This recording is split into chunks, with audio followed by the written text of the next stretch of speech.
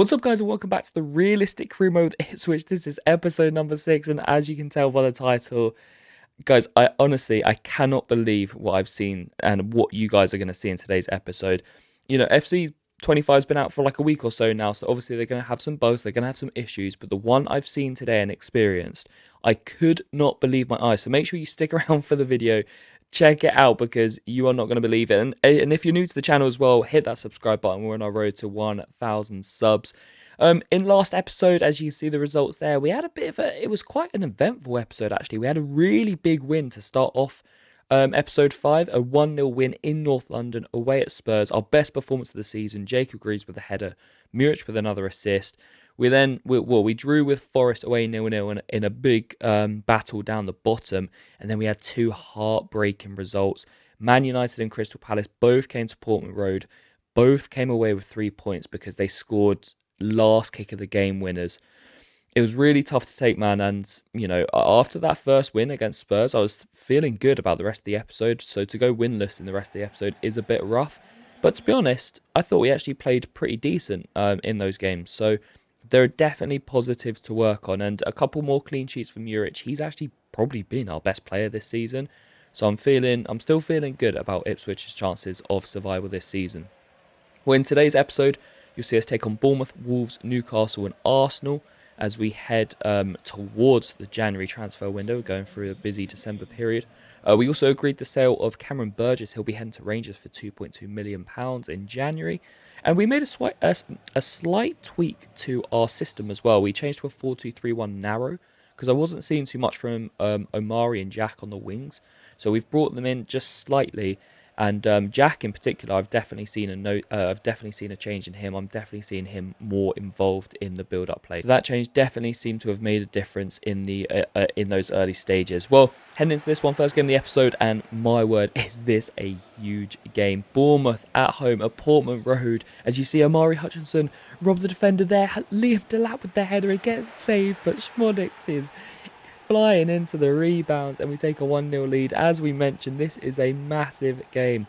19th v 20th in the league. They've lost 4 of their last 5 games. We've kept 2 clean sheets in our last 4, but are winless at home. Only 2 points earned at home this season. But we have scored more at home than away, so, make of that what you will.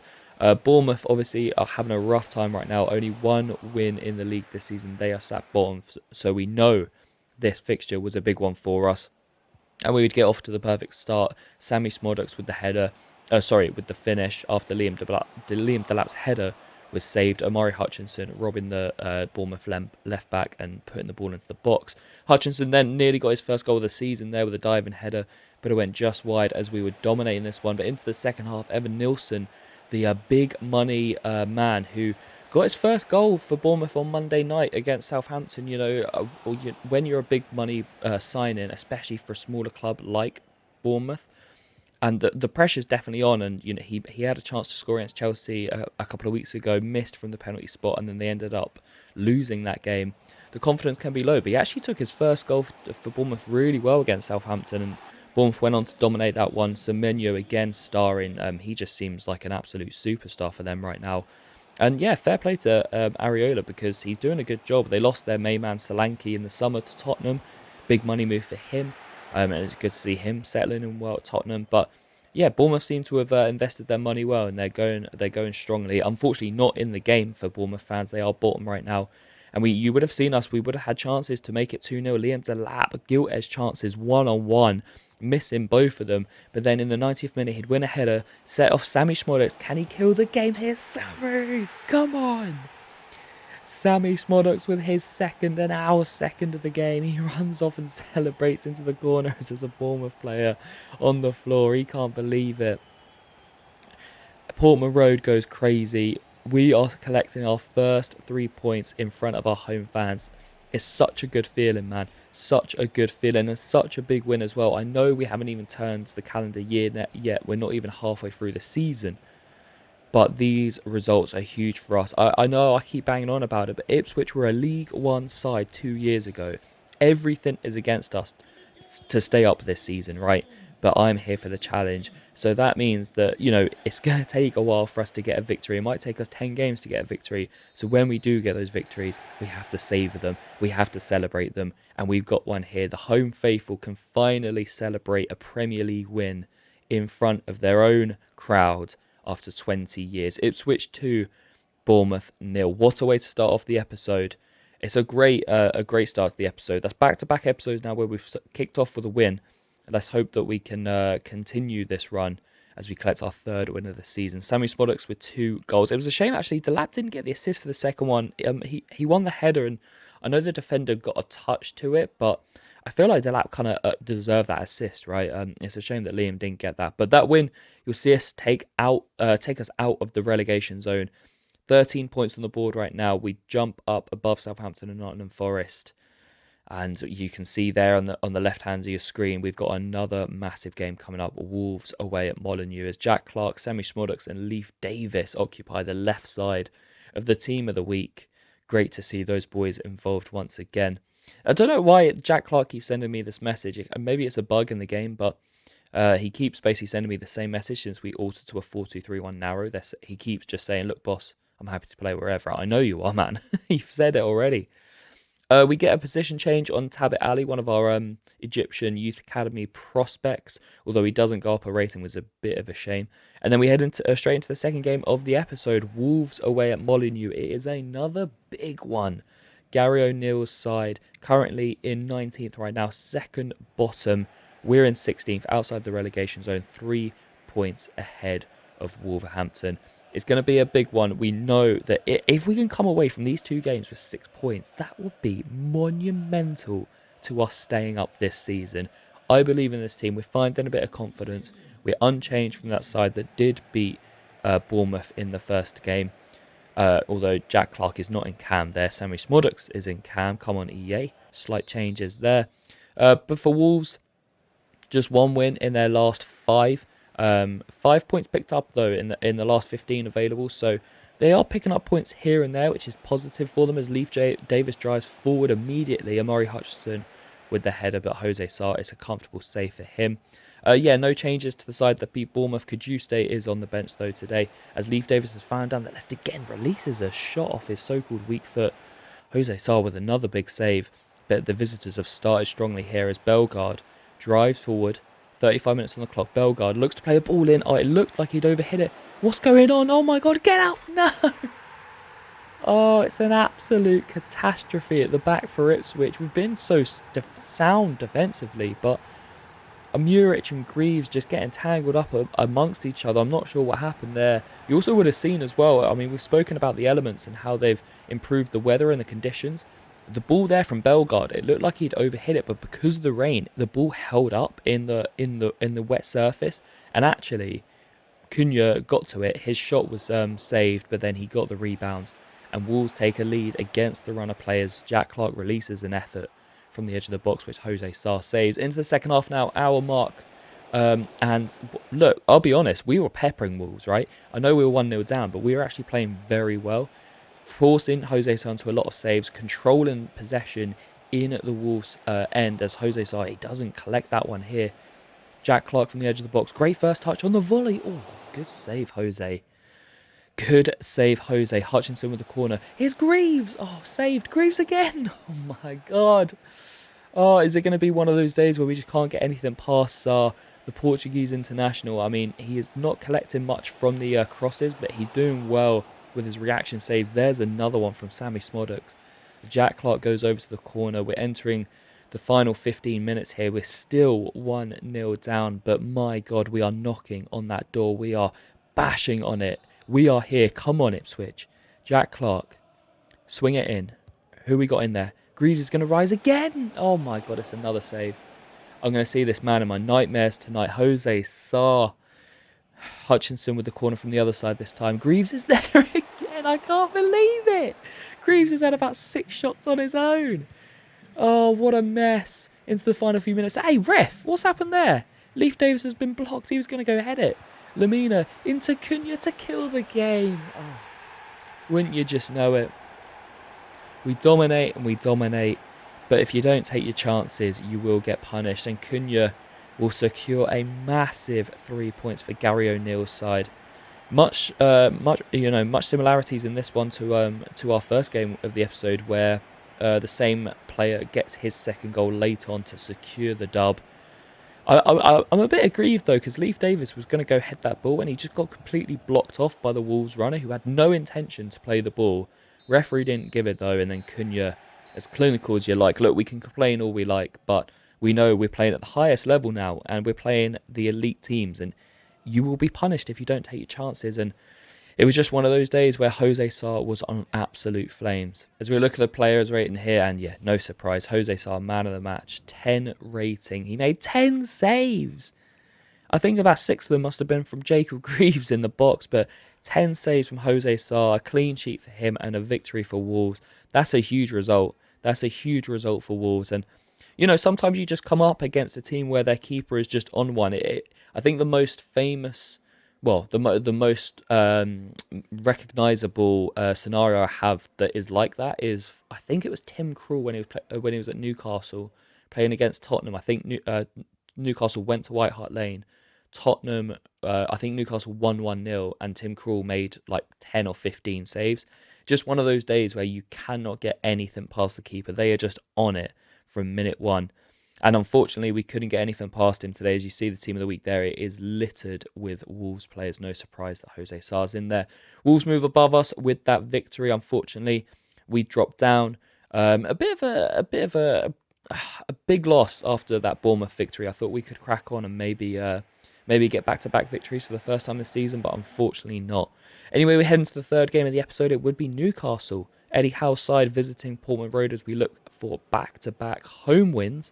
Newcastle in 8th right now, 8 wins from their 16 games, 26 points as they push for a European spot. They've also won 3 of their last 5, so they're coming off. They're looking very strong right now, Newcastle. And I must say, this away kit they wear is beautiful. It's a proper throwback to the kit. I think is it in the 90s they used to wear this kit?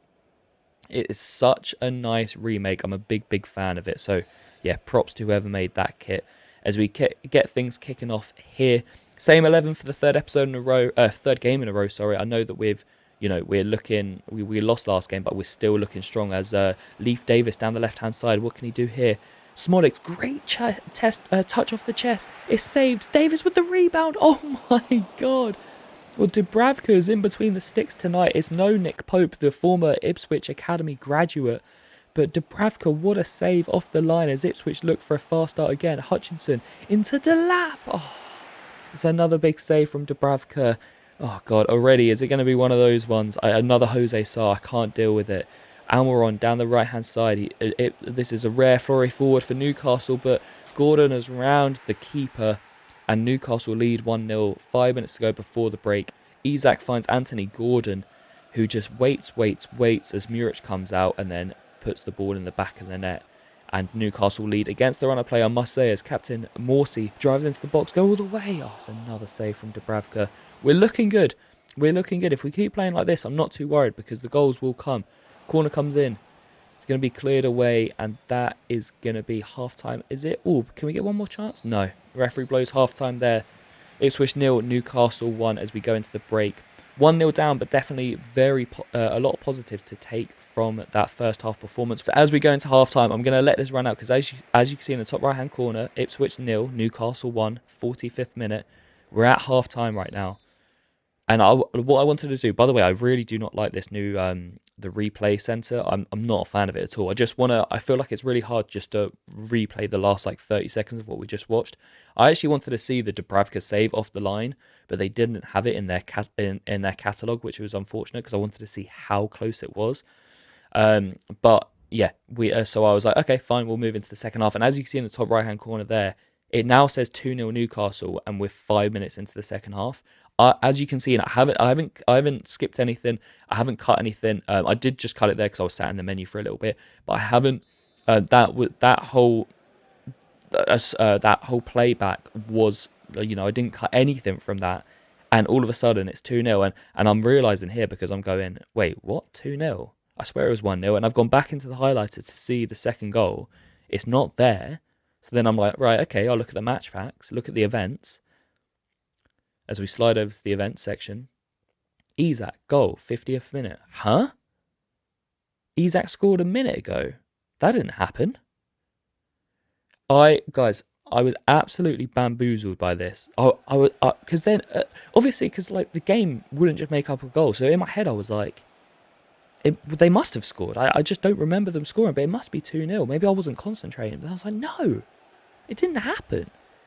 But anyway, we had to play on and we had to crack on with it because these are the cards we've been dealt, unfortunately. And all of a sudden, we're 2-0 down now as Davis tries to find a lap in behind. Can he halve the deficit? That's another great save from Dubravka. It's going to be one of those nights, isn't it?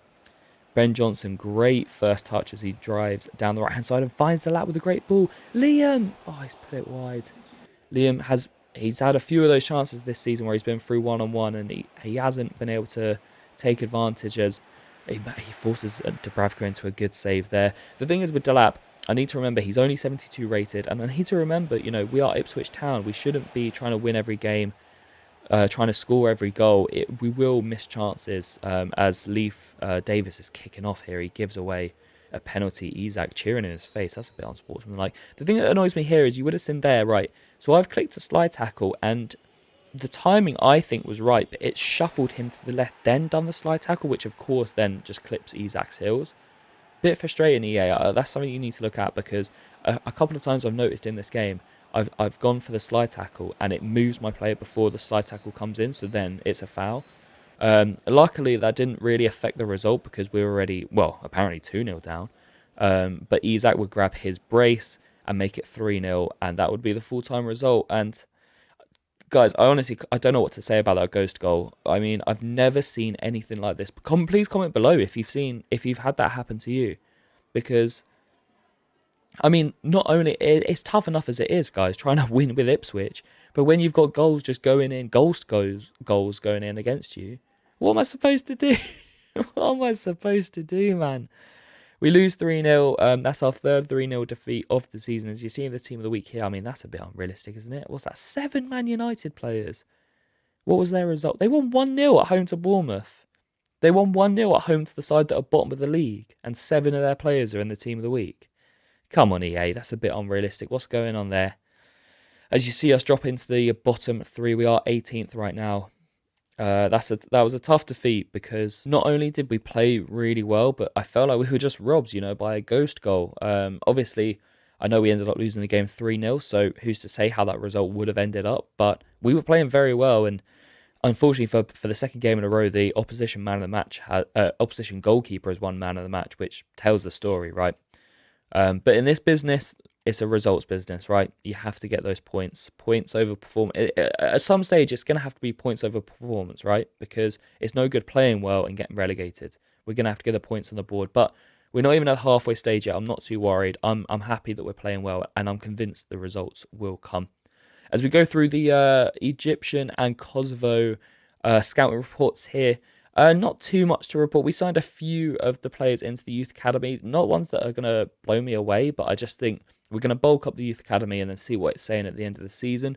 With the Kosovo scout, what I'm going to do is with Simon Ferraro is I'm going to either accept or reject all of these players, recall him, and then I'm going to send him back out to Kosovo to look for a goalkeeper, because as we mentioned in the last episode, I want to bring in a goalkeeper from Kosovo so we can then compete in the youth tournaments, because that's the new feature they've added into this game, and I want to play it, but you need a goalkeeper to play it, because then you can boost your youth academy players' ratings. So I'm gonna recall him, send him back out to Kosovo, because we did agree that we would do a Kosovo scouting report for this season, and it'd be cool to look for a goalkeeper from Kosovo because Muric, our current goalkeeper, is also from Kosovo. So that'd be quite a nice little ode to Kosovo as we look through some of the academy players we've scouted here.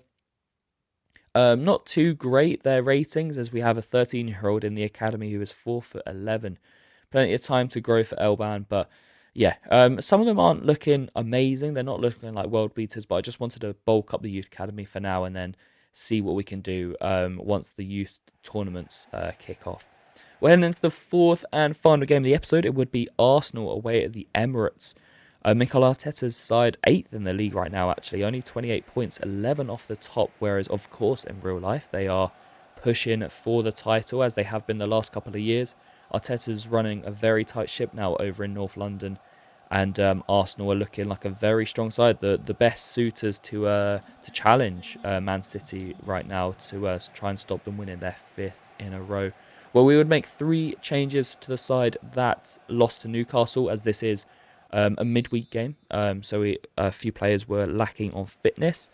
In come Hurst, Kajustay and Wolfenden for Delap, Phillips and O'Shea. Well, just 10 minutes on the clock, Martinelli would force Muric into actually a really good save, but the rebound was just an unfortunate one. It went straight to the Brazilian, who tapped in an open goal, and Arsenal would have a very early lead. This was something that I didn't want to happen. Obviously, conceding is not something I want to happen, but I don't want to... When you come up against like the Cities, the Arsenals, the Liverpools, the Tottenhams away from home, you don't want to concede early, because what it does then is it just galvanizes the home fans. The confidence drops for the away team, and it could become ugly. And 15 minutes on the clock, Saka would release Martinelli, and he would grab his and Arsenal's second goal of the game just a quarter of an hour into it. And you would have seen as well at the start of that attack, Sam Morsey actually went down and stayed down from a slide tackle.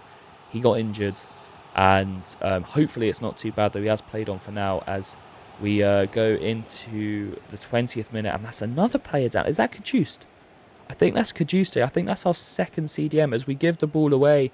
Jesus, what can he do? That's a good save from Muric. I mean, we are all over the shop right now, guys. Both CDMs injured. We actually do sub off Sam Morsey.